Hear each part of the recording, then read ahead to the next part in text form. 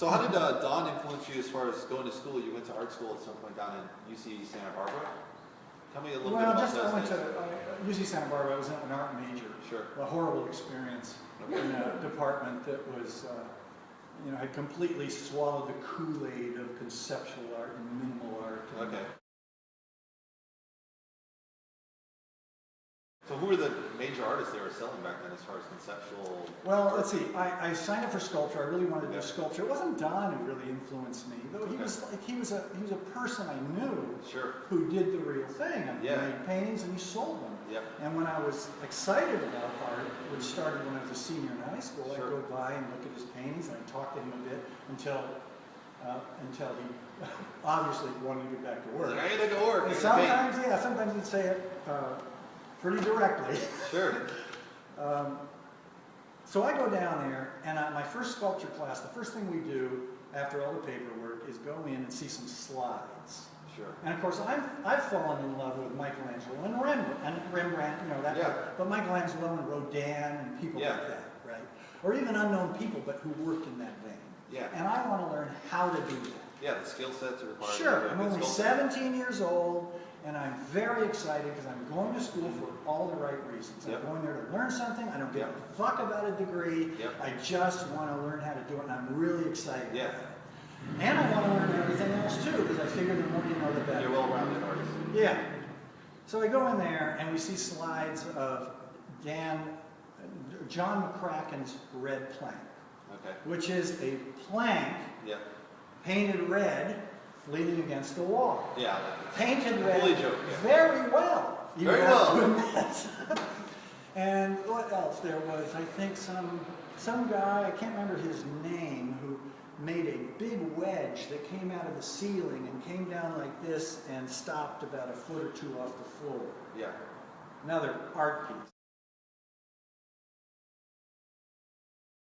Like supremacists now. It was minimalism of its day. Sure. And then Richard Serra, he was, who I think is a big fraud. Yeah.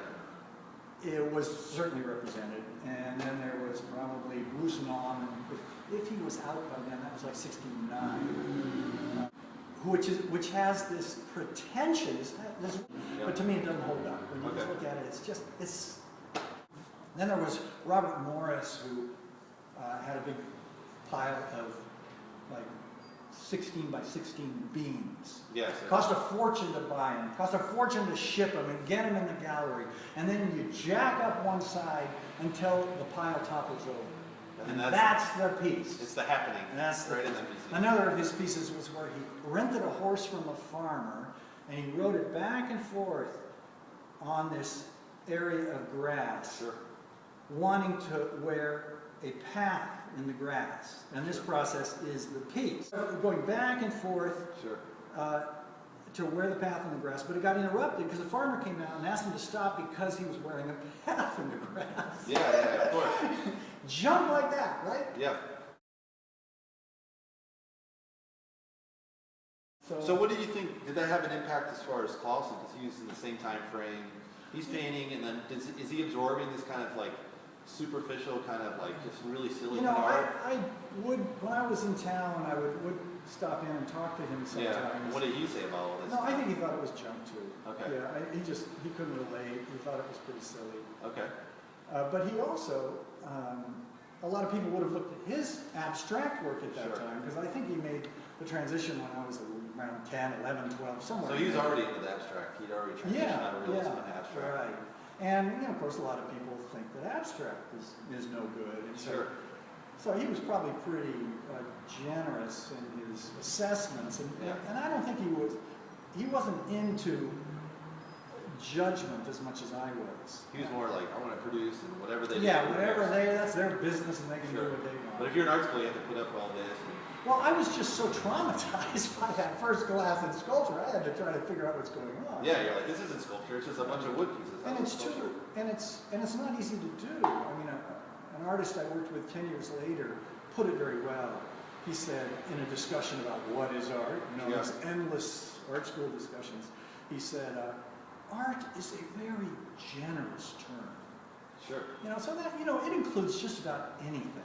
Yeah. So I guess you ought to just argue about what's good or bad art or dumb art or shallow art or something like that. Sure.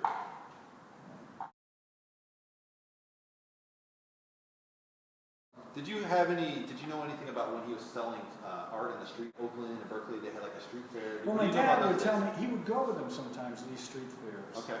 And, I asked him how it went. He said, so it'd be okay. Okay, it's pretty slow, It's nice to have a friend around. Yeah. But there were times when he'd be standing around, my dad said, and he'd say, let's get the fuck out of here. This is crap.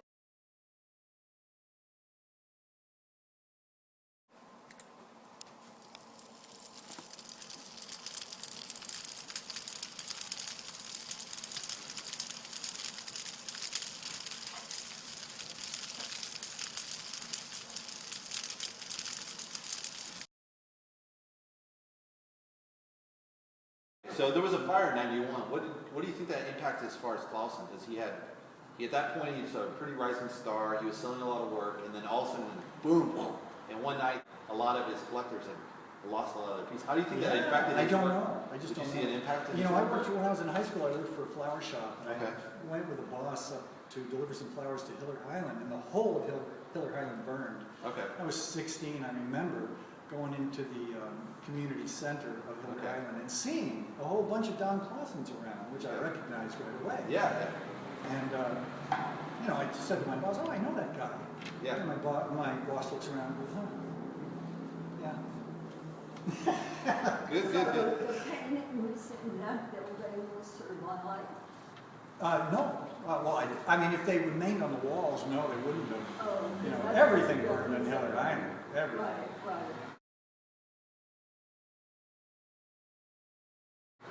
I did sell some of Don's cartoony drawings. Okay. So when did he do once. those? Oh, he was trying to make money. Yeah. And so I was 8, and my dad asked me if I'd be willing to go door to door and sell these things. They were about this big. Yeah. And they were pastels, just very skillfully Sure. done. He was a very good draftsman. Yeah. So there were a giraffe whose head was coming up out of a hat, I think, like Yeah. a top hat. And there was a mouse, and there was a tiger, Yeah. all these cartoony figures. Yeah. And I sold a couple of them, Okay. walking around the block. Interesting. How much? The price was $3.50 each. It's not bad back in the day. That And would have they been like were- $1,000 now. No, well, that'd be like, $40, I guess, each. And he did them pretty quick. Oh, $3.50. Okay. Yeah, oh, yes. Okay. Yeah, I was like, $3.50. That's a good deal. I would jump on that. That's right. No, $3.50. That was amazing, isn't it? Yeah. And I remember being at Don's house with my father once when I was about 8 and watching him produce them.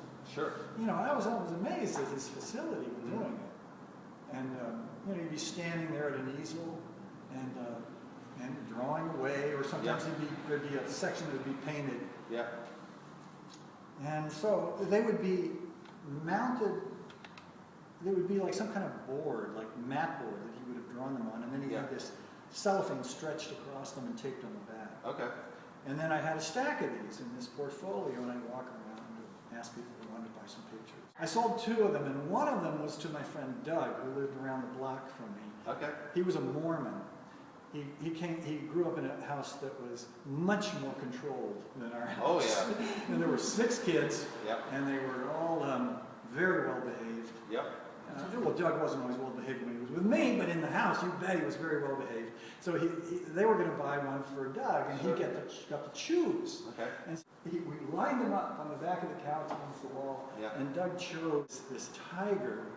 And his parents wouldn't let him take the tiger because of the leer in the tiger's eye. Wow. He had to get something without a leer in it. Yeah, something more like nice going. But a lot of them had a leer in the eye. Okay. Like they were wicked.